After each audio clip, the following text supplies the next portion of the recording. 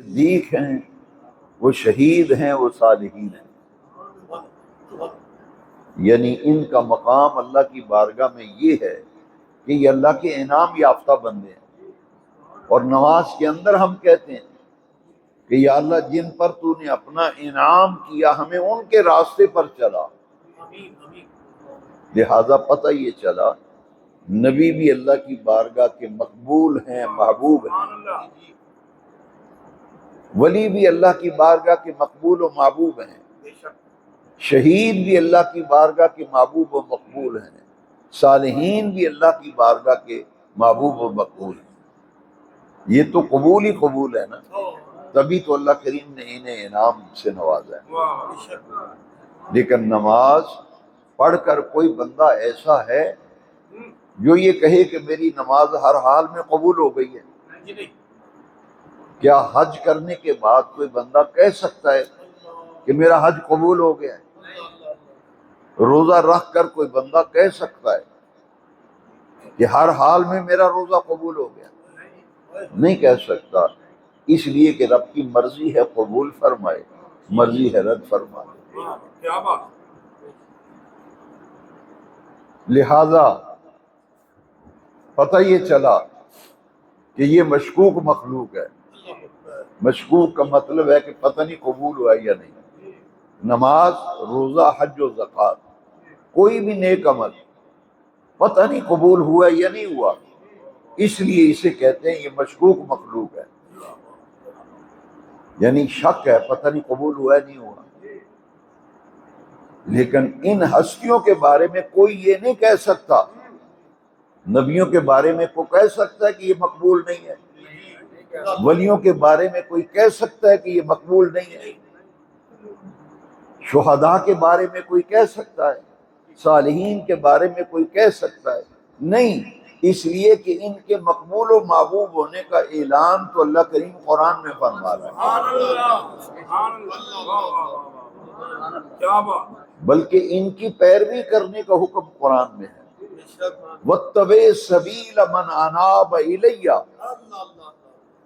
اللہ کریم نے فرمایا جو میری طرف رجوع کرتے ہیں ان کی پیروی کرو، ان کے نقش قدم پہ چلو۔ وَاتَّبِعْ سَبِيلَ مَنْ أَنَابَ إِلَيَّ، جو ہر حال میں میری طرف رجوع کرتے ہیں، اللہ کریم نے فرمایا ان کے راستوں کی پیروی کرو، ان کے راستوں پر چلو۔ لہذا نبی، ولی، صدیق، شہید، صالحین، یہ سب اللہ کے محبوب و مقرب بندے ہیں۔ تو یہ لوگ جو ہیں، یہ مشکوک مخلوق جو ہے اس کو تو وسیلہ مانتے ہیں، جو محبوب مخلوق ہے اس کو وسیلہ نہیں مانتے۔ جو محبوب ہیں انہیں وسیلہ، اور جو مشکوک مخلوق ہے اس کو وسیلہ مانتے ہیں۔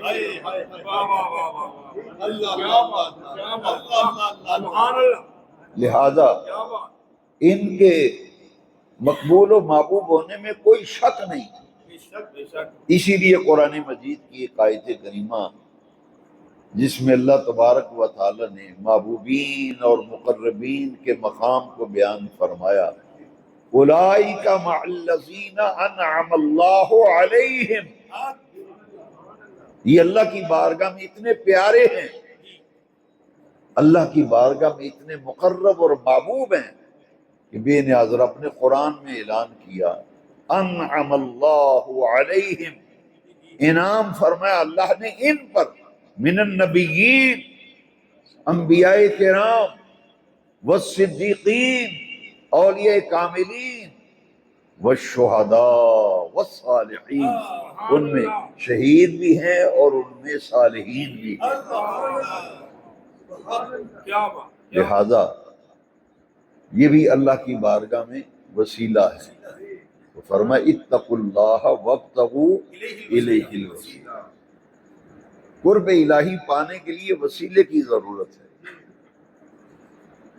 اور قرآن مجید یہ وسیلہ ہے اللہ کے قرب کے لیے، ذکر الہی یہ اللہ کے قرب کے لیے وسیلہ ہے، نماز اللہ کے قرب کے لیے وسیلہ ہے، روزہ اللہ کے قرب کے لیے وسیلہ ہے، حج کرنا اللہ کے قرب کے لیے وسیلہ ہے، زکوٰۃ دینا، صدقہ خیرات کرنا یہ بھی اللہ کے قرب کے لیے وسیلہ ہے۔ یعنی یہ وہ عمل ہیں جن کی وجہ سے اللہ کا قرب حاصل ہوتا ہے، بندہ اللہ کے قریب ہوتا ہے۔ اور پھر نفلوں کی ادائیگی، فرض تو فرض ہیں، اگر فرض نہیں پڑھیں گے تو پوچھا جائے گا، ان کی باز پرس ہوگی کہ تمہارے اوپر نماز فرض تھی تم نے کیوں نہیں پڑھی، فرض تو پوچھے جائیں گے۔ لیکن فرائض کی پابندی کے بعد اللہ کے قرب کو پانے کے لیے، اللہ کے قریب ہونے کے لیے پھر نفلی عبادت کا اہتمام کرنا ضروری ہے۔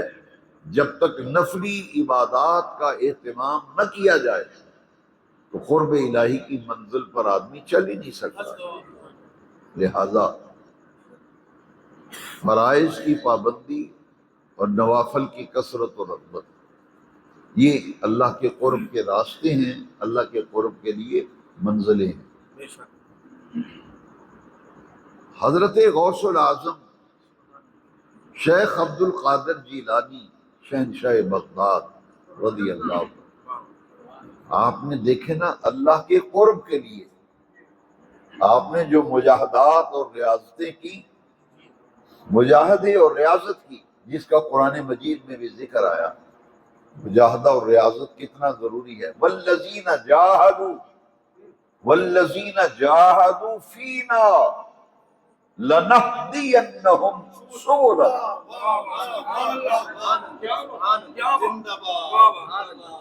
والذین جاہدوا، وہ لوگ جو کوشش کرتے ہیں، والذین جاہدوا فینا، ہمارے راستے میں جو کوشش کرتے ہیں، محنت کرتے ہیں، جد و جہد کرتے ہیں، لنہدینہم سبلنا، سبیل راستے کو کہتے ہیں، سبیل کی جمع سبل۔ اللہ کریم فرماتے ہیں جو میری طرف آنے کی کوشش و محنت کرتا ہے میں سارے راستے اس کے لیے واضح کر دیتا ہوں۔ لنہدینہم سبلنا، ہم اسے اپنے راستوں کی ہدایت دیتے ہیں، اپنے راستوں کی اسے ہدایت دیتے ہیں۔ لنہدینہم سبلنا، بندے کے لیے اللہ راستے آسان کر دیتا ہے۔ اس کی طبیعت میں خود بخود آتا ہے کہ میں نماز کی پابندی کروں، میں قرآن شریف کی پابندی کروں، بری مجلس بری صحبت سے بچوں۔ لنہدینہم، ہدایت اللہ کریم دیتا ہے، لیکن کس کو ہدایت؟ والذین جاہدوا فینا، جو میری طرف آنے کے لیے محنت کرتا ہے، کوشش کرتا ہے۔ جو اللہ کی طرف جانے کے لیے کوشش ہی نہ کرے، محنت ہی نہ کرے، مسجد میں نہ آئے، نماز نہ پڑھے، وہ تو راستے پہ چلا ہی نہیں، وہ راستے پہ وہ تو چلے ہی نہیں۔ چلو اللہ کی بارگاہ میں اس کے راستے پہ کوشش کرو، چلو۔ والذین جاہدوا فینا، ہم میں، ہمارے راستوں میں جو کوشش کرتا ہے، محنت کرتا ہے، تو ہم میں سے کتنے لوگ ہیں جو کوشش و محنت کرتے ہیں؟ ہم تو کہتے ہیں کہ محنت کے بغیر ہی سب کچھ مل جائے، ہم کہتے ہیں محنت کے بغیر ہی نماز نہ پڑھنی پڑے سارے کام ہو جائیں، حرام سے نہ بچیں سارے کام ہو جائیں۔ بھئی اللہ کے راستے پہ جب کوشش کرو گے، محنت کرو گے، آگے بڑھو گے تو اللہ کریم پردے ہٹا دیتا ہے، پردے ہٹا کر اپنے راستوں پہ چلنا آسان کر دیتا ہے۔ لیکن اس شخص کے لیے جو اللہ کے راستے پہ چلنے کے لیے کوشش کرتا ہے، والذین جاہدوا فینا لنہدینہم سبلنا۔ لہذا حضرت غوث العظم شہنشاہ بغداد پیران پیر دستگیر رضی اللہ تعالیٰ، یہ ایسے ہی منزلیں نہیں ملتی، بلکہ آپ کے مجاہدے اور ریاضتیں آپ کی سیرت کتابوں میں لکھیں، بہجت الاسرار، یہ بڑی مضبوط کتاب ہے اور مستند کتاب ہے۔ غوث اعظم کے بارے میں جو شخص پڑھنا چاہے، اس میں جتنی روایات ہیں، اس میں جو کچھ لکھا ہے وہ 100% صحیح ہے۔ اس کو بڑے بڑے اولیاء اللہ نے اس کتاب کو کہا کہ یہ بالکل صحیح ہے، جو کچھ اس میں لکھا ہے بس اس پر ہمارا یقین ہے۔ اور غوث اعظم نے اتنی محنت کی اللہ تک پہنچنے کے لیے، اللہ کے قرب کے لیے، اتنی محنت کی کہ 40 سال تک عشاء کے وضو سے فجر کی نماز پڑھی۔ ہمارے لیے مسجد میں آدھا گھنٹہ گزارنا مشکل، 15 منٹ گزارنا مشکل، جیسے ہی نماز ہوتی ہماری دوڑیں لگ جاتی ہیں، سلام پھرا نہیں، نمازیوں کی دوڑیں لگ گئیں، جمعہ ہوا نہیں، نمازیوں کی دوڑیں لگ گئیں۔ یہ وہ اللہ والے ہیں جنہوں نے کوشش کی، جنہوں نے مشقت کی، جنہوں نے محنت کی، جنہوں نے جد و جہد کی۔ شہنشاہ بغداد، پیر پیرا میر میرا، غوث الثقلین، غوث العظم شہنشاہ بغداد، 40 سال تک میرے غوث اعظم نے عشاء کے وضو سے فجر کی نماز پڑھی، اور سب سے زیادہ قرب الہی۔ وابتغوا الیہ الوسیلہ، اتقوا اللہ، دو چیزیں، تقوی اور اللہ کی طرف وسیلہ ڈھونڈو۔ اس کے لیے جو چوٹی کا عمل ہے، چوٹی کا عمل وہ ہے کہ 5 وقت کی نماز پابندی سے، اور پھر اس سے آگے قدم اٹھاؤ۔ صرف یہ نہیں کہ 5 وقت کی نماز کے پابند ہو گئے تو سمجھ لیا میں نے بہت بڑا تیر مار لیا ہے، نہیں۔ جتنے بھی اولیاء اللہ ہیں وہ فرائض کی پابندی کے بعد پھر نفلوں کی کثرت کرتے ہیں۔ بھائی ان کے تو نفل بھی نہیں چھوڑتے، کبھی دیکھو تو اشراق کے نفل پڑھ رہے ہیں، کبھی دیکھو تو چاشت کے نفل پڑھ رہے ہیں، کبھی دیکھیں اوابین کے نفل پڑھ رہے ہیں، کبھی تہجد پڑھ رہے ہیں، کبھی وضو کے نفل پڑھ رہے ہیں، کبھی تحیت الوضو، کبھی تحیت المسجد۔ یعنی فرضوں کی پابندی کے بعد تھوڑا سا آگے چلو۔ دنیا میں دوڑ لگی ہوئی ہے، دنیا میں کوئی بندہ ایسا ہے جو کہے سائیکل مل گیا، آنے جانے کی سہولت ہے، بس ٹھیک ہے، وہ کہتے ہیں موٹر سائیکل لیں۔ جس کے پاس موٹر سائیکل ہے وہ کہتے ہیں کار لے لیں۔ دنیا میں آگے بڑھنے کی دوڑ۔ کچے مکان ہوا کرتے تھے، اب جب پکے مکان بنا لیے پھر دوڑ لگ گئی، پھر ہم نے کوٹھیاں بنانی شروع کی، پتھر بھی، ٹائلیں بھی لگ گئی، قالین بھی آ گئے۔ دنیا میں دوڑ لگی ہے کہ آگے بڑھیں، آگے بڑھیں، آگے بڑھیں۔ ایک دکان تھی، 2 دکانیں میری اب بن گئیں، ایک مربع زمین تھا، میں نے 1 مربع اور خرید لیا۔ دنیا میں دوڑ لگی، اور بناؤ، اور بناؤ، اور بناؤ۔ تو دین میں اتنی غفلت کہ 5 وقت کی نماز جو ہے وہ بھی مشکل ہو گئی ہمارے لیے، اور اس سے بھی جان چھڑانے کی کوشش کرتے ہیں۔ جیسے ہی نماز ختم ہوتی ہے دوڑیں لگ جاتی ہیں۔ کبھی کسی نے سوچا کہ دنیا کمانے بنانے میں تو دوڑ میں ہم اتنا آگے جا رہے ہیں، اتنی محنت، اتنی کوشش کہ 24 گھنٹوں میں کتنے گھنٹے ہمارے دنیا کمانے میں لگ رہے ہیں۔ کبھی ہم نے سوچا کہ دین کمانے اور آخرت بنانے میں کتنا وقت ہم دیتے ہیں؟ میرے بہت ہی پیارے بھائیوں، کہنا یہ چاہتا ہوں کہ جن لوگوں نے مقام پایا انہوں نے محنتیں کی، انہوں نے پہلوان دیکھا ہے نا آپ نے، پہلوان جو لوگ پہلوانی کرتے ہیں، اکھاڑے میں پہلوانی کرتے ہیں، وہ سردائیاں پیتے ہیں، باداموں کے رگڑے لگاتے ہیں جی، اور وہ مشقت کرتے ہیں پہلوان۔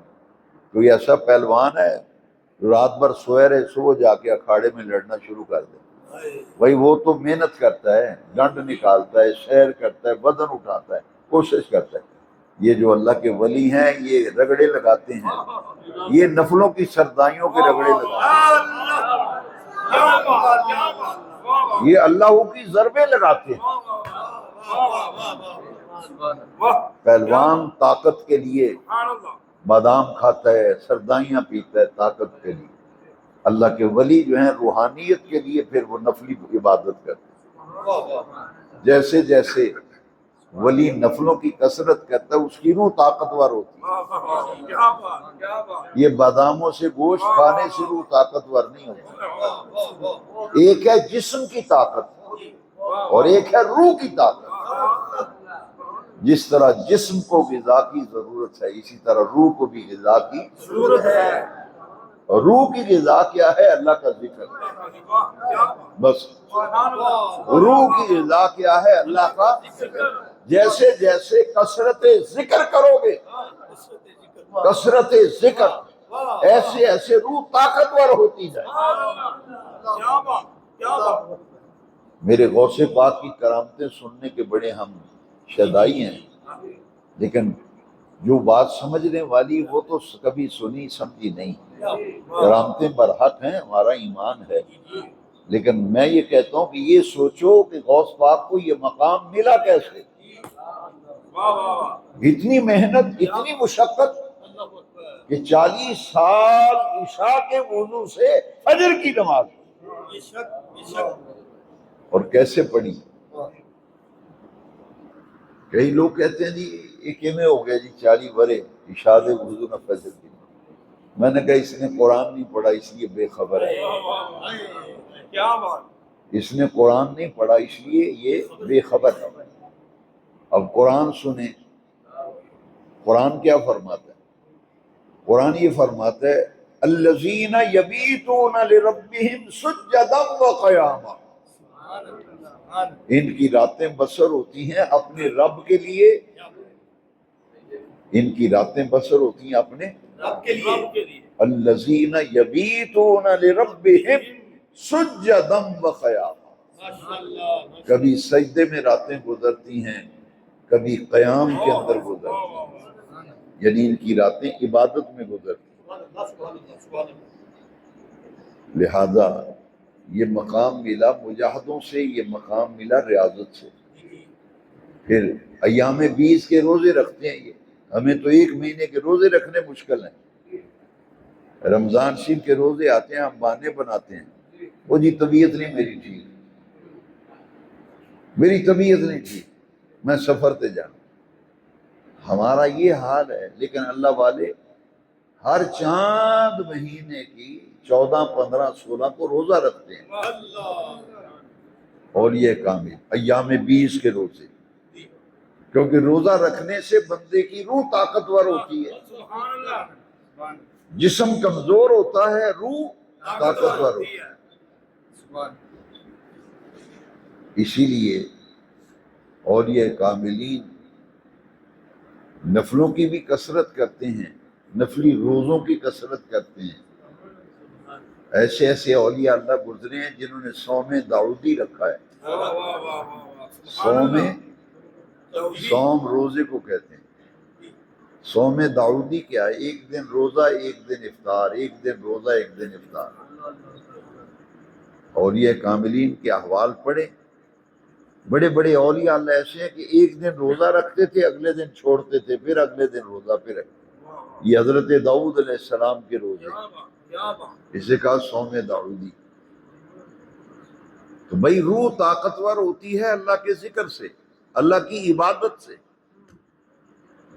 اولیاء کاملین میں اور عام بندے میں فرق یہی ہے کہ عام بندہ غفلت میں ہے، عام بندہ وہ تو نماز ہی نہیں پڑھتا، دعوے بڑے کرتا ہے،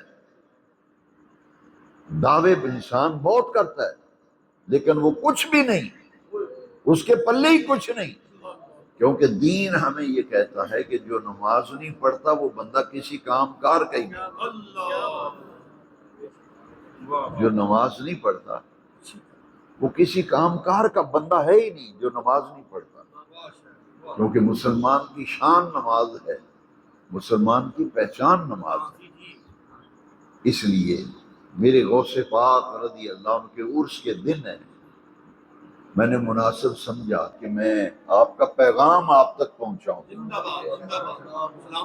غوث پاک کی تعلیم آپ تک پہنچاؤں، ان کی عظمتوں کو سلام۔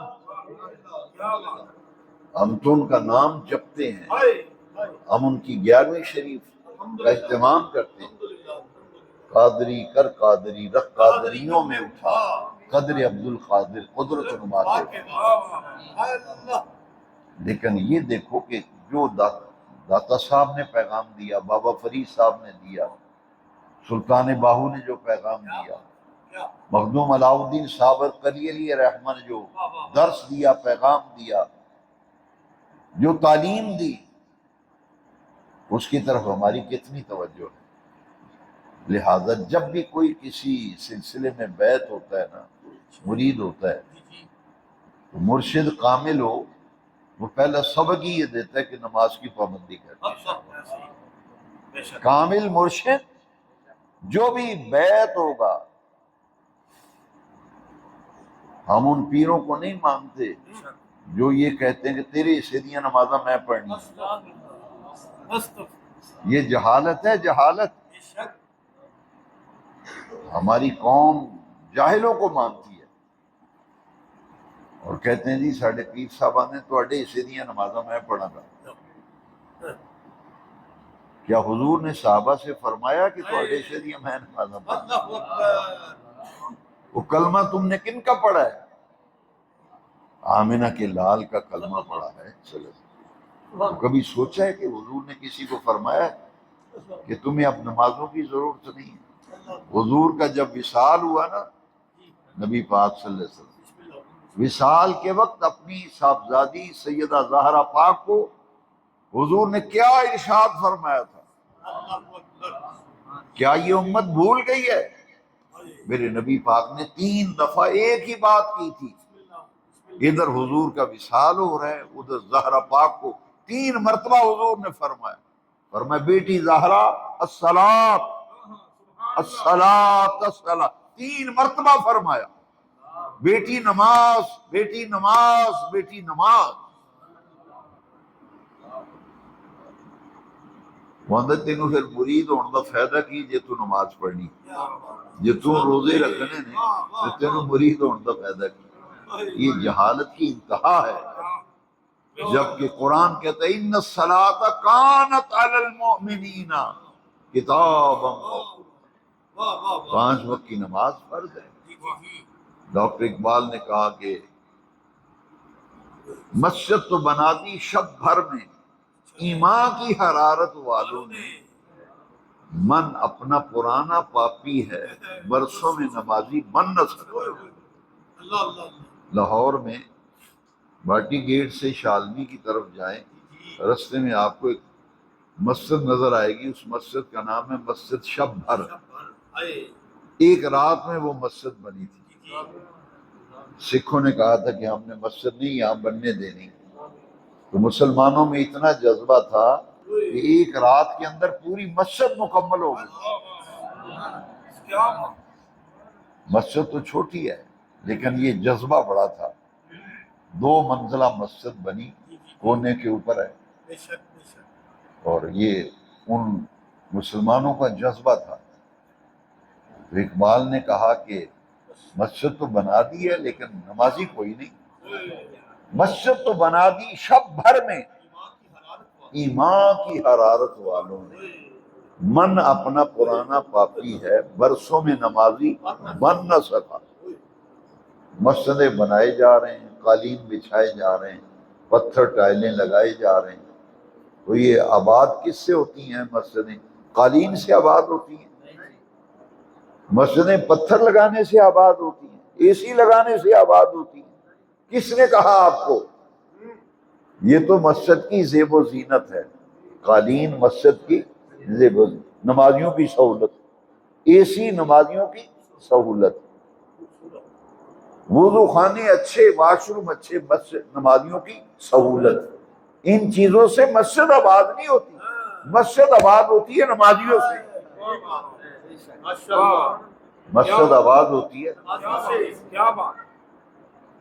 ہم میں سے ہر بندہ سوچے کہ اگر گاؤں میں ایک آدمی نشئی آ جائے نا، نشئی یا ایک لڑکا نشے پہ لگ جائے، گاؤں کے 20-25 لڑکوں کو نشے پہ لگا دیتا ہے۔ لیکن کبھی سوچو ایک نمازی نے کبھی دوسرا نمازی بھی بنایا ہے؟ مجھے دکھاؤ، اللہ کا فضل ہو تو الگ بات ہے، ورنہ میں عمومی بات کر رہا ہوں۔ عام طور پر ایک نمازی اکیلے ہی آ رہا ہے نماز پڑھنے، اور دوسرا بندہ نہیں نال لے آ سکیا۔ پھر سوچو، آپ بھی سوچو، میں بھی، ہم کیا کر رہے ہیں؟ کرنا کیا تھا، کر کیا رہے ہیں؟ ایک آدمی گلی میں سے نمازی آتا تھا، وہی آ رہا ہے، اس گلی میں سے وہ دوسرا نمازی نہیں بنا سکا۔ ایک سگریٹ پینے والا 10 بندوں کو سگریٹ پہ لگاتا ہے، نشئی آدمی 10 بندوں کو نشے پہ لگاتا ہے۔ برائی پھیلانے کے لیے ساری قوتیں، شیطانی قوتیں مل کے زور لگا رہی ہیں، تو نیکی کو پھیلانے کے لیے نیک آدمی کیوں سویا ہوا ہے؟ اور نیکی کو پھیلانے کے لیے کیوں غفلت کا شکار ہے؟ اسی لیے قرآن مجید میں فرمایا کہ اس امت کے ذمے ایک کام لگایا گیا تھا، تَأْمُرُونَ بِالْمَعْرُوفِ وَتَنْحَوْنَ عَنِ الْمُنکر۔ یہ ہے غوث پاک کی تعلیم کہ خود بھی نیکی کے راستے پہ چلو، دوسرے لوگوں کو بھی نیکی کے راستے پہ چلاؤ، خود بھی بدی برائی گناہ سے بچو، دوسرے لوگوں کو بھی بچاؤ۔ امر بالمعروف نہیں عن المنکر۔ اس وقت ضرورت یہ ہے، میں نے بڑی ریسرچ کی ہے، میں اس نتیجے پہ پہنچا ہوں کہ اس قوم کے نوجوانوں کو اگر سنوارنا ہے، ان کا اخلاق، ان کا کردار، ان کے معاملات دین کے ساتھ اگر انہیں جوڑنا ہے نا، تو پھر انہیں اللہ کے ذکر کی طرف لاؤ، انہیں اللہ کے تقریروں سے اب مسئلے حل نہیں ہوں گے، ہوں کم اگے نکل گیا تقریرات، اب عمل کی ضرورت ہے، اب عمل کی ضرورت ہے، عمل۔ ذکر کے حلقے قائم کریں، لوگوں کو بلاؤ کہ آؤ اللہ کے ذکر میں، کیونکہ نبی کریم علیہ السلام نے فرمایا کبھی کبھی جنت کے باغوں میں سے کچھ کھا پی لیا کرو، جنت کے باغات میں سے کچھ کھایا پیا کرو۔ تو صحابہ نے پوچھا حضور یہ جنت کے باغ کیا ہیں اور کون سے باغ ہیں جنت؟ تو نبی پاک نے پتہ کیا فرمایا؟ تو فرمایا ہوا مجالس اہل الذکر، ہوا مجالس اہل الذکر، وہ اللہ کے ذکر کرنے والوں کی محفلیں ہیں، وہ اللہ کے ذکر کرنے والوں کی محفلیں۔ اور ذکر کی ایک محفل میں اگر آپ کو جانا نصیب ہو گیا، ذکر کی ایک محفل 20 لاکھ بری مجلسوں کا کفارہ ہے، ایک ذکر کی۔ ایک تو ذکر کی محفلوں میں جاؤ، دوسرا ذکر والوں کے پاس بیٹھو، دوسرا ذکر والوں کے پاس بیٹھو۔ جو ذکر والوں کے پاس نہ بیٹھتا ہے، نہ ان کی بات سنتا ہے، نہ ذکر میں بیٹھتا ہے، تو وہ سوائے محرومی کے اس کے حصے میں کچھ نہیں آئے گا، کیونکہ اللہ کریم نے قرآن میں بھی فرمایا فَاسْأَلُوا أَهْلَ الذِّكْرِ إِن كُنتُمْ لَا تَعْلَمُونَ، اگر تم نہیں جانتے تو جو ذکر والے ہیں ان سے پوچھ لو۔ رب نے قرآن میں فرمایا جیڑی شاید ہے تو ہمیں پتہ نہیں نا، اس ذکر والے کو پوچھو، وہ ذکر والے کو تاں ہی پوچھو گے جی کول بہو گے تھے، جی کول ہی نہیں بہنا، گل ہی نہیں سننی، پھر کیا ہوگا؟ لہذا اس وقت جو بندہ چاہتا ہے کہ مجھے برکتیں ملیں، میرے بچے بچیاں میری صحیح زندگی گزاریں، دین کے ساتھ جڑیں، انہیں اللہ کے ذکر کی طرف لاؤ، خود بھی ذکر کرو، ان کو بھی اللہ کے ذکر کی محفلوں میں ساتھ لے کے جاؤ۔ اور یہ بات تو میں کئی دفعہ کہہ چکا ہوں، تقریباً میری کوشش ہوتی ہے کہ جہاں بھی پیغام دوں یہ بات ضرور میں کہتا ہوں، دو چیزیں چوٹی کا ذکر ہے اللہ کا، ایک نماز، ایک اللہ کا قرآن۔ میں نے اسے ذکر نہیں کہا، عرش والے رب نے نماز کو قرآن میں ذکر کہا ہے، اقم الصلاۃ لذکری، اقم الصلاۃ لذکری، میری یاد، میرے ذکر کے لیے صحیح ادا کرو نماز۔ اور قرآن کو بھی اللہ کریم نے قرآن میں ذکر کہا ہے، اِنَّا نَحْنُ نَزَّلْنَا الذِّكْرَ وَإِنَّا لَهُ لَحَافِظُونَ۔ نماز بھی ذکر ہے، قرآن بھی ذکر ہے۔ معنی کیا ہوا کہ لوگوں کو نمازی بناؤ، مہم چلاؤ، مہم۔ باقی ہر کام کے لیے، آپ بنگڑے ڈالنے کے لیے ٹائم ہے، دھرنے دینے کے لیے ٹائم ہے، ہر کام کے لیے ٹائم ہے، نماز کے لیے ٹائم نہیں۔ حاضرین محترم، میرے غوث العظم شہنشاہ بغداد رضی اللہ تعالیٰ نے کتنی پیاری بات کی تھی۔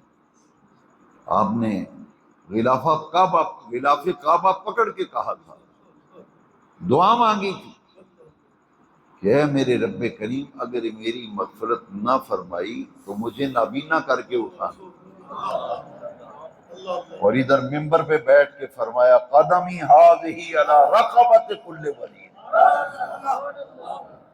میرا یہ قدم ہر ولی کی گردن پر ہے۔ جب آپ نے غلاف کعبہ شریف پکڑ کر دعا مانگی تو خادم نے کہا کہ حضور سمجھ نہیں آئی۔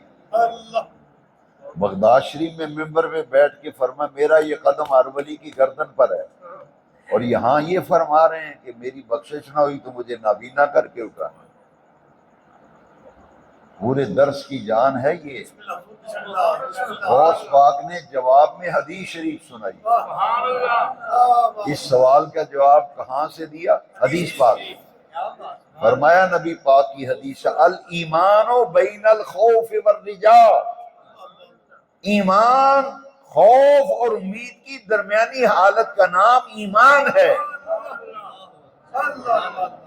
بخشش و مغفرت کا یقین بھی ہو، امید بھی ہو، اور پکڑے جانے کا خوف بھی ہو، اللہ کی خشیت بھی ہو، اللہ کے کرم کی، بخشش کی، مغفرت کی امید بھی ہو کہ نہیں، میرا رب بڑا غفور ہے، میرا رب ستار ہے، غفار ہے، رحیم ہے، وہ ضرور مجھے معافی دے گا۔ لیکن ساتھ یہ خوف بھی ہو کہ کہیں ایسی بات زبان سے نہ نکل جائے کہ پکڑا نہ جاؤں، گرفت میں نہ آ جاؤں، کوئی ایسا عمل نہ ہو جائے کہ گرفت میں آ جاؤں۔ یہ خوف بھی ہو اور بخشے جانے کی امید بھی۔ فرمایا جو درمیانی کیفیت پیدا ہوگی پھر ایمان اس چیز کا نام ہے۔ پتہ یہ چلا کہ جب غوث اعظم پر حالت امید کا غلبہ ہوا، حالت امید کا غلبہ ہوا، فرمایا ہر ولی کی گردن پر میرا قدم۔ اور جب حالت خوف، خشیت الہی کا غلبہ ہوا تو پھر کہا، اے بے نیاز رب، میری بخشش نہ فرمائی تو مجھے نابینا کر کے اٹھا۔ خوف بھی ہو، خشیت بھی ہو، اور امید بھی ہو۔ اسی لیے اللہ کریم نے ان لوگوں کے لیے بہت بڑا انعام رکھا ہے۔ میرے غوث پاک رضی اللہ عنہ، یہ تو آپ نے سنا 40 سال عشاء کے وضو سے فجر کی نماز، یہ مجاہدہ اور ریاضت، مجاہدہ اور ریاضت۔ لیکن شیطان قدم قدم پر حملہ آور ہوتا ہے۔ یہ جنگ ہماری رہنی ہے، یہ ختم نہیں ہونی۔ ہماری شیطان سے لڑائی مرتے دم تک ہے۔ ایک دن میں چیز تھک جاندے ہو، شیطان نہ لڑ کے ایک دن چیز تھک جائی دا آخر وہ جی بڑا آکھیا بچے نہیں مندے گل، نہ بیوی مندی، نہ تھیاں مندی، نہ اسی آخنے ہی چھڑ دیتا ہے۔ آندے نے اسا آخنا ہی چھڑ چھڑے۔ میں کہ تو کیوں چھڑے ہے؟ آخنا کیوں چھڑے ہے؟ سرکار نے فرمایا جدوں تک ساہ آوندے نے نا، ساہ آوندا جاندا ہے، تیری ڈیوٹی ہے، تیری ڈیوٹی ہے خود بھی جہنم دی اگ کولوں بچ تے بیوی بچیاں نوں بھی بچا۔ اسیاں نے جی تھک گئے آ کھا کے، نہ بوڑھی مندی ہے، نہ تیاں مندیاں، نہ پتر مندے۔ سنو قرآن، اللہ کریم فرمایا یا ایھا الذین آمنوا قوا انفسکم واہلیکم نارا، اے ایمان والو خود بھی جہنم دی اگ کولوں بچو تے بیوی بچیاں نوں بھی جہنم دی اگ کولوں بچاؤ۔ سبحان اللہ، کیا بات، خود بھی بچو۔ اسی یہ ساڈے گل وچ جدوں پٹکا پینا ہے ادوں پتہ لگنا ہے، اتنے کہنا سوکھا ہے آپ ہی بھگتتے رہن گے۔ میں کئی بندیاں نو ویکھیا آندے جی آپ ہی بھگتے گا، میں کہا نہیں وہ نہیں بھگتے گا، سب تو پہلا تو میں بھگتاں گے۔ اسی یہ جان چھڑانے ہیں، اسی آنے ہیں جی وہ آپ ہی بھگتتا رہے گا، آپ ہی نہیں بھگتنا انہیں۔ حدیث شریف وچ ہر ماں پیو نو پوچھیا جانا، ماپیاں نو پوچھیا جانا ہے دھی پتر نو کی پڑھایا کی سکھایا۔ یہ بچیاں دی تعلیم تربیت یہ تے ماپیاں دی ذمہ داری ہے۔ جڑے ساڈے گھراں وچ اکثر رولے پیندے نے او دی ایک بنیادی وجہ ہے اسی اپنی بیٹیاں دی تربیت نہیں کرتے، اپنی بیٹیاں دی تعلیم تربیت وال ساڈی توجہ ہی نہیں، اسی آنے پرایا مال ہے۔ ایڈی وڈی جہالت، یہ دین تو غفلت دی علامت ہے۔ لوگ کہندے نے تیاں پرایا مال ہے، پرایا مال ہے، انہوں نے اساں بیاہ چھڑنا، انہاں اپنے گھر والی ہو جانا ہے۔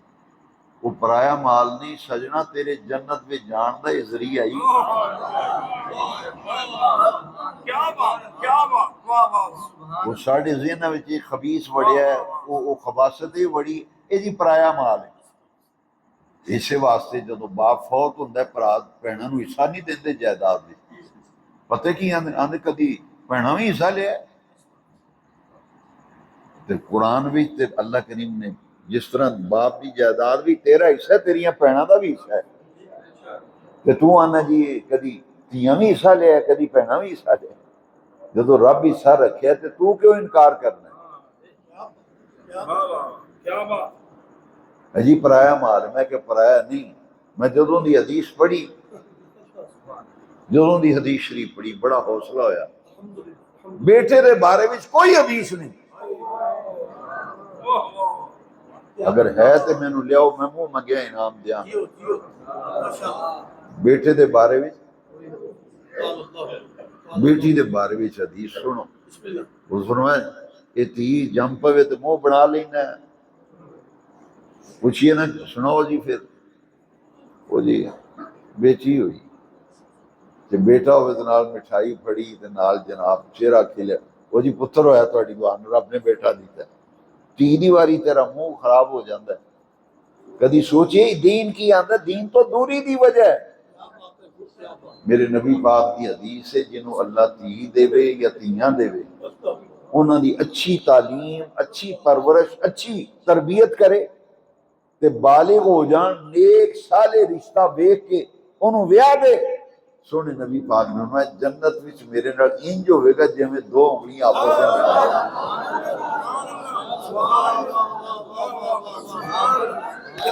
حضور نے دو انگلیاں نوں انج رلا کے فرمایا جنت وچ میرے نال انج ہوئے گا جویں دو انگلیاں آپس سے مل جائیں۔ تی دے بارے بھی فرمایا، پتر دے بارے وچ کوئی حدیث کیوں؟ اس واسطے یہ تعلیم اور تربیت ماپیاں دی ذمہ داری۔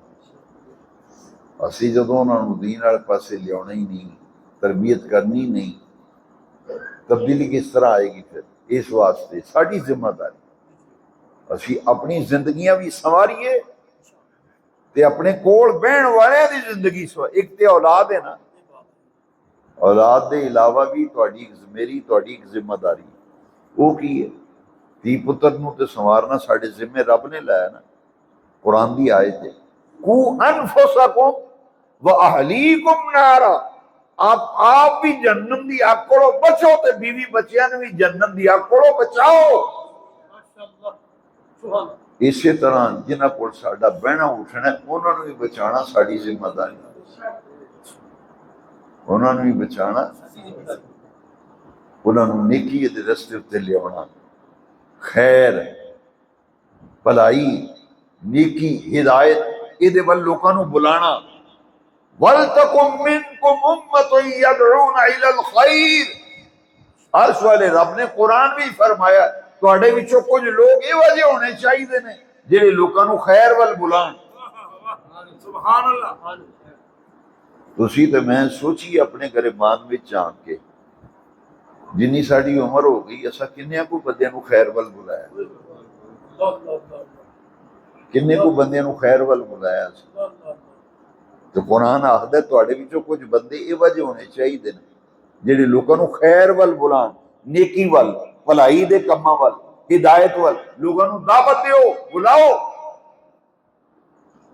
تأمرون بالمعروف وتنہون عن، خود نیکی دے رستے تے چلو، دوسرے نیکی دے رستے تے چلاؤ۔ جڑا اصل کام غوث پاک نے کیتا ہے وہ دے اتے غور کرو نا، 70,000 دا مجمع، 70,000 کو لے کے 1,00,000 تک اجتماع ہوندا سی جدو میرے غوث پاک درس دیندے سن۔ جو اس درس وچ ہوندا کی سی، ہزاراں دی تعداد بھی لوگ توبہ کر کے، ہزاراں دی تعداد بھی لوگ توبہ کر کے اپنی زندگی دا رستہ بدل لیندے سن، نیکی تے چلتے سن، ہدایت تے چلتے سن۔ یہی وجہ ہے کہ غوث پاک جدو بعد فرماندے سن 400 تو لے کے 500 600 تک اپنے وقت دے جید اکابر علماء کاغذ قلم لے کے انہوں دی تقریر لکھتے سن، ہدایت پاندے سن۔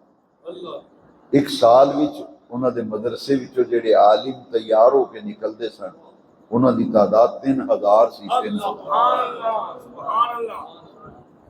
درست العلم حتی صرت قطبا، غوث پاک فرمانے علم پڑھ دیاں پڑھا دیاں میں مقام قطبیت تے فائد ہو گیا۔ 3 دیہڑے ہفتے غوث پاک واز فرماندے سن، درس 3 دن تے 7 دن غوث پاک پڑھاندے سن۔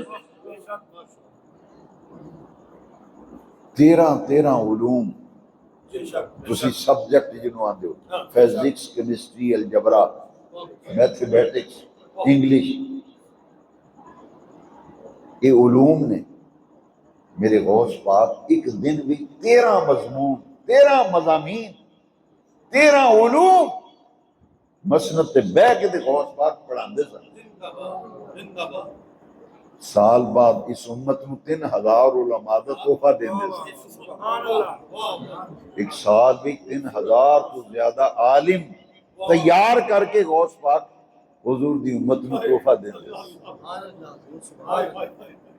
پیران پیر دستگیر شیخ عبدالقادر۔ دوستو ساری گفتگو دا خلاصہ یہ ہے کہ اولیاء اللہ یہ اللہ دے مقرب تے محبوب بندے نے، اللہ تک وسیلہ نے۔ 2 چیزاں دا حکم دیتا گیا، اتقوا اللہ وابتغوا الیہ الوسیلہ، تقوی اختیار کرو کہ اللہ والا وسیلہ لب کے لے آؤ، لب کے لے آؤ، وابتغوا لب کے لے آؤ الیہ الوسیلہ، اللہ تک وسیلہ ڈھونڈ کے لے آؤ۔ جنہ کماں واسطے اولیاء اللہ نے ساریاں زندگیاں کھپائیاں، زندگیاں وقف کیتیاں، ہن بھی اس دور وچ بھی اللہ دے بندے ایہو جہے ہیں جنہاں نے بے نمازاں نو نمازی بنایا، ہیرا پھیری کرنے والے، چوری کرنے والے، ڈکیتیاں کرنے والے، بڑے بڑے اولیاء اللہ نو میں دیکھے انہاں زندگیاں بدلیاں لوگاں نے، انہاں دی صحبت وچ بیٹھے۔ اس واسطے تعلیم تربیت بہت ضروری ہے۔ بیت ہو جان تو بعد جیڑی مرشد دی تعلیم ہوندی او دے تے عمل کرنا ضروری ہے، اگر عمل نہ کریے تے کامیابی نہیں ہوندی۔ جتھے بندہ پہلے دن ہوندا اتھے کھلوتا ہے، سفر ہی نہیں شروع کیتا نا، تسی گھر بیٹھے رہو اتنے کرسی ڈا کے شاہ کوٹ پڑ جاؤ گے، یہ جانا ہے شاہ کوٹ تے ٹرنا پے گا نا۔ تیاری کرو، موٹر سائیکل تے بہو، پاویں سائیکل تے پاویں کار تے، سفر تے شروع کرو نا۔ جے سفر شروع ہی نہیں کیتا تے پیر آپ کو پیر مینوں پڑھائی شاہ کوٹ تے پھر یہ تسی نہیں پڑھتے پہلے تو دی گل منو پہلی سیڑھی تے بیعت ہوئے پہلی سیڑھی تے بیعت ہون تو بعد مرشد پہلی پوڑی تے اوتے کھڑا کر دینا ہن اسے چڑھنا ہے تے پھر پیر دے آکھے لگ کے جڑا جڑا سبق پیر دے او پڑھ دے جاؤ تو اوتے چڑھ دے جاؤ اے جے غوث پاک دی تعلیم تے پیراں دے عرس تے پیراں دیاں محفلاں تے مجلساں تے صحبتاں اللہ والے نے یہ اہل ذکر نے فَاسْأَلُوا أَهْلَ الذِّكْرِ إِن كُنتُمْ لَا تَعْلَمُونَ تے جانن والا نہ جانن والا برابر نہیں ہوندا یہ فرق ہے غوث پاک نے فرمایا درست العلم حتی صرت کتبہ قرآن نے بھی آکھا هل يستوي الذين يعلمون والذين لا يعلمون رب نے فرمایا جانن والا نہ جانن والا کیا برابر ہے علم بہت بڑی قوت ہے علم بہت بڑی غوث پاک فرمانے ہیں درست العلم حتی صرت کتبہ علم پڑھیا پڑھایا ہے تے 3,000 عالم تیار کیتے غوث پاک واض و نصیحت علم دے موتی بکھیر دے سن غوث پاک اس واسطے دوستو پورے درس دا خلاصہ ہے کہ عمل دے بغیر کچھ نہیں سانو اپنی عملی زندگی بہتر بنانی چاہیے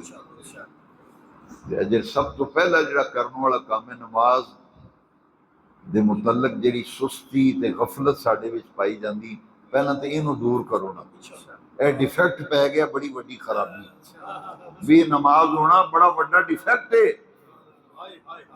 یہ بڑی بڑی خرابی جے تو کی سمجھ نہ بے سوکھا جے کام پہلے اینو دور کریے نا مسیتاں نو آباد کریے مسجداں آباد ہونی نمازیاں قرآن شریف دی تلاوت نماز دی پابندی اللہ دے ذکر دی طرف رغبت دے ذوق تے شوق یہ کامیابی دے ذریعے نے کامیابی دی علامت ہے اسی واسطے ایک صحابی نے پوچھا سی نا کہ حضور مینوں کوئی نصیحت فرماؤ مینوں کوئی نصیحت فرماؤ جس نال میری اس دنیا دی زندگی بھی سنورے تے آخرت دی حضور نے فرمایا ان تموت ولسانک رطب بذکر اللہ عز وجل فرمایا جدوں تینوں موت آئے نا موت آئے تیری زبان اللہ دے ذکر نال تر ہوئے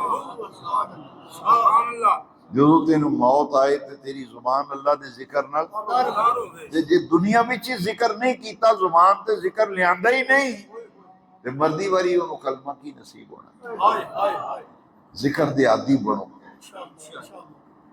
حضور دی حدیثاں انیاں پیاریاں نے وہ پڑھو تے سکھو تے پتہ لگے دیکھو نا دو چھوٹے جے جملے نے حضور نے فرمایا جس بندے نے سورج نکلدیاں 100 واری پڑھیا تے 100 واری سورج غروب ہوندیاں 100 واری پڑھ لیا حضور نے فرمایا او دے گناہ سمندر دے چگ دی برابر ہون اللہ معاف فرما دے وہ دو لفظ چھوٹے جے کیڑے نے سرکار نے فرمایا سبحان اللہ و بحمدہ سبحان اللہ اینے لفظ نے سبحان اللہ و بحمدہ سورج نکل رہا ہوئے تامی 100 واری پڑھو سبحان اللہ و بحمدہ سورج غروب ہو رہا ہوئے پھر بھی پڑھو سبحان اللہ و بحمدہ حضور فرمایا سمندر دے چاگ دے برابر بھی گناہ ہون یہ انہیں مبارک کلمات نے یہ دی برکت نہ اللہ گناہ معاف فرما دے فجر دی نماز پڑھ کے کرو کارول نو جائیے مسیتوں نکل کے تے رستے بھی جاندیاں 100 واری سبحان اللہ و بحمدہ مغرب دی نماز ویلے پڑھنا آئیے تے 100 واری رستے ہی پڑھ لیا سبحان اللہ و بحمدہ اپنی زبان اللہ دے ذکر نہ تر رکھیا کرو تیسرا کلمہ بڑا جامع ذکر ہے میں اپنے تمام پیار کرنے والے نو آخنا ہونا بھی تیسرا کلمہ نہ چھڑو ایک درود شریف ایک تیسرا کلمہ یہ جامع ذکر ہے یہ بھی ساریاں چیزاں نے تیسرے کلمے بھی سارے ذکر نے یہ تسبیح بھی ہے تحمید بھی ہے تحلیل بھی ہے تکبیر بھی ہے 4 چیزیں لا الہ الا اللہ تحلیل سبحان اللہ تسبیح الحمدللہ تحمید اللہ اکبر تکبیر یہ 4 چیزیں سبحان اللہ والحمدللہ ولا الہ الا اللہ واللہ اکبر ਆਦੀ ਬਣ ਜਾਓ ਤੀਸਰੇ ਕਲਮੇ ਦੇ। ਆਉਂਦਿਆਂ ਜਾਂਦਿਆਂ ਜਦੋਂ ਫਾਰਗ ਬੈਠੇ ਹੋ ਤੀਸਰਾ ਕਲਮਾ ਪੜਿਆ ਕਰੋ। یہ پڑھن دے دو طریقے نے، سبحان اللہ والحمدللہ ولا الہ الا اللہ واللہ اکبر، ایک طریقہ ہے۔ دوسرا طریقہ ہے سبحان اللہ والحمدللہ ولا الہ الا اللہ واللہ اکبر۔ تیسرا کلمہ یہ حضرت ام ہانی مولا علی دی ہمشیرہ صاحبہ، انہاں حضور نو آکھیا سی میں بڈھی ہو گئی ہاں، میری عمر زیادہ ہو گئی، میں زیادہ تسمیہ نہیں کر سکتی، نہ وظیفے لمبے چوڑے پڑھ سکتی ہیں، حضور میں نو سوکھا جا عمل دسو میری عمر دے مطابق۔ حضور نے فرمایا بس تینوں ایک ایسا عمل دسنا اگر تو او دے تے پابندی کیتی تینوں کسی عمل دی ضرورت نہیں رہے، وہ تیرے واسطے کافی ہو جائے گا۔ حضور نے الگ الگ فرمایا، فرمایا 100 واری پڑھیا کر سبحان اللہ، 100 واری دیہڑی پڑھیا کر الحمدللہ، 100 واری پڑھیا کر اللہ اکبر، 100 واری پڑھیا کر لا الہ الا اللہ، 100 دفعہ۔ جی تیسرا کلمہ پورا 100 واری پڑھیے تے سارے لفظ 100 واری پڑھیں، پھر وکھرا وکھرا پڑھن دی ضرورت نہیں۔ تیسرا کلمہ ایک تصویر روز کرو گے تے 100 واری سبحان اللہ پڑھیا جانا ہے، 100 واری الحمدللہ، 100 واری اللہ اکبر، 100 واری لا الہ الا اللہ۔ ایک تصویر لازمی پڑھیا کرو۔ یہ دا سوکھا طریقہ ہر نماز تو بعد 20 واری پڑھیے تے 5 نمازاں تو بعد 100 ہو جاتا ہے، ٹائم دی بھی بچت۔ ذکر دے عادی بنو، اللہ تعالیٰ غوث پاک شہنشاہ بغداد پیران پیر دستگیر رضی اللہ تعالیٰ دے انہاں دی پاکیزہ تعلیمات تے سانو عمل کرنے کی توفیق دے۔ وآخر دعوانا